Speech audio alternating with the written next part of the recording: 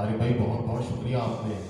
اتنی زبردست باتیں کی اور آپ کی باتیں حوصلہ افزائی کرتی ہیں اور بہت زیادہ مطلب اور زیادہ انسان استغراق کے ساتھ اپنی کاوشوں کو پیش کرنے کی جستجو میں منہمک ہو جاتا ہے۔ اور میں اپنی گفتگو کا آغاز سب سے پہلے تو تمام مہمانوں کا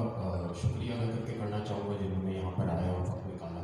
اور اس کتاب کی تقریب اجرا اور تقریبی پذیرائی میں آ کے جو ہے ہمیں استراحت محسوس کرنے کا موقع دیا۔ اس کے بعد میں اس وقت ہمارے ساتھ جن سے میرا ایک بڑا گہرا رشتہ ہے، عارف حلیم بھائی، ان کی تذکیر یہاں پر کرنا ضروری سمجھتا ہوں کیونکہ ان سے جب بھی میری ملاقات ہوئی ہے تو وہ ایک خاص استقرار کے عالم میں ہوئی ہے اور ان سے مجھے بڑا استفادہ ہوا ہے اور ان کا ساتھ جو ہے میرے لیے بڑا غیر معمولی ہے۔ تو میں کبھی تہہ دل سے متشکر ہوں کہ آج میں جہاں پہ بھی ہوں تو اس میں ان کو بھی ایک کریڈٹ جاتا ہے کہ وہ مجھے بہت زیادہ موٹیویٹ کرتے ہیں اور اپنی پذیرائی سے مجھے آگے بڑھنے کا موقع دیتے ہیں۔ جہاں تک اس کتاب کا تعلق ہے جو محترمہ نجمہ عثمان صاحبہ کی کتاب ہے، تو میں ان کا بھی دل کی عطا گہرائیوں سے متشکر ہوں کہ انہوں نے اس کتاب کی اشاعت کی ذمہ داری جو یہ بہت بڑی ذمہ داری ہوتی ہے وہ مجھ کو سونپی، اور یقیناً کہیں نہ کہیں اس میں کوئی کمی بیشی بھی رہ جاتی ہے تو یہ اس کے بجائے جو ہے ہمیشہ سے مجھے ایک موٹیویشن دی انہوں نے اور کام کرنے کے کھلے امکانات میرے لیے پیدا کیے کہ میں کسی بھی قسم کا کوئی دشواری محسوس نہیں کی۔ اور یہ ہماری بڑی ہے، ہم نے ان سے سیکھا۔ یہاں پر خالد معین بھائی موجود ہیں جو ہمارے استادوں میں سے ہیں، ہمارے ادبی جو ہے منظر نامے میں ہم نے ان سے بہت سیکھا، اور باقی تمام مہمانوں کا، نسیم انجم صاحبہ یہاں پر موجود ہیں، اور فردن نام لینا تھوڑا سا اگر کسی کا نام بتایا جائے تو اس میں میں جو ہے کہوں گا کہ کوئی ناراضگی نہ ہو۔ اس کتاب کے حوالے سے میں یہ کہوں گا کہ نجمہ عثمان صاحبہ کسی تعارف کی محتاج تو نہیں ہے۔ اس وقت جو ہمارا سمجھ لیں اجنبی سرزمینیں جو ہوتی ہیں، برطانیہ، اگر آپ اس کی بات کریں تو وہاں پر جو معروف شاعرہ ہیں ان میں ان کا ایک بڑا غیر معمولی نام ہے، اور یہ بڑے عرصے سے، اور ان کی شاعری کا یہ سفر دہائیوں پر محیط ہے، اور ان کی کاوشیں جو ہیں وہ آج سے نہیں، نظر نامے پر کئی عرصے سے جو ہے اپنے خیالات کو پیش کرتی آئی ہیں۔ اس کے علاوہ ان کے اوپر 2 ایم فل ہو چکے ہیں، میں اس بات کو بھی یہاں پر مینشن کرنا چاہوں گا، ایک انڈیا میں ہوا ہے اور ایک جو ہے یہاں پر مجھے نہیں معلوم، انہوں نے مجھے کہا تھا کہ وہ آئے ہیں، جی سبا صاحبہ بھی آئی بھی، اور انہوں نے جو ہے ان پر ایک ایم فل کیا ہے، ایک انڈیا میں ہوا ہے، تو یہ ایک بڑی بات ہوتی ہے اور شاعرہ کے لیے ایک کامیابی کی بات ہوتی ہے، اور اس سے ایک بڑی مظفر ایک احساس پیدا ہوتا ہے کہ جو ہے ان پر ایم فل کیا گیا، اور اب ان کا تعلق جو سمجھنے کے بچے جو آنے والی نسل ہے وہ بھی ان سے مستفید ہو سکتے ہیں۔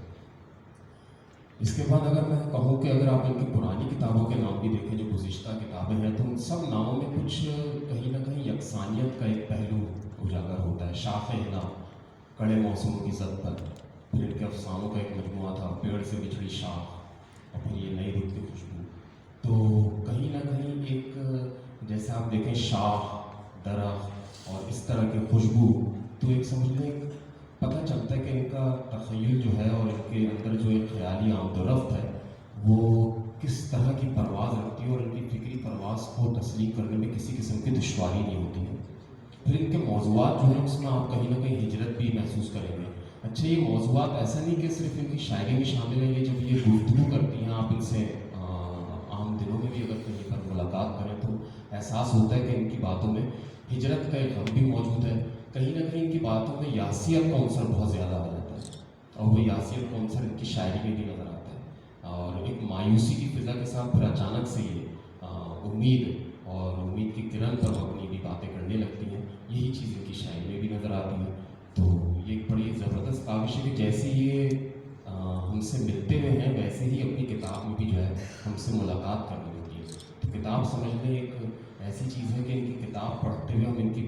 پوری شخصیت کا بآسانی جائزہ لے سکتے ہیں۔ اس کے علاوہ مجھے ایسا لگتا ہے کہ یہاں پہ مجھے یہ کہنا لازمی ہوگا کہ ہمارے پاس اگر ہم اپنے منظرنامے کو بھی دیکھیں، ادبی منظرنامے کو، تو 2 طرح کے شعراء ہوتے ہیں۔ ایک وہ ہوتے ہیں جو مشاعرے کو 4 چاند لگا دیتے ہیں اور ان کو بالکل پذیرائی حاصل ہونی چاہیے اور وہ مشاعروں کے شاعر ہوتے ہیں، لیکن کچھ شعراء ایسے ہوتے ہیں جو روایت سے جڑے ہوئے اپنی ایک خاص شناخت کو برقرار رکھنے میں محب رہتے ہیں اور اپنی اس شناخت کو کسی بھی طور پر معدوم نہیں ہونے دیتے۔ ان کا شیوا مشاعرے کی شاعری سے زیادہ वजूद का मुकदमा लड़ने वाली शायरी का ज़्यादा महसूस होता है उनको। तो इनकी भी शायरी मैंने जो नजमा उस्मान साहिबा की शायरी पढ़ी, और चूँकि ये हमारी सीनियर हैं तो ये बातें करने का इस्तेकाब तो मुझे बिल्कुल भी नहीं है, लेकिन एक नौजवान की हैसियत से मैं इनकी शायरी पर कुछ बात करना चाहूँगा जो मैंने समझा है। वैसे तो ये हमारी उदबा में शामिल है और इनका एक जो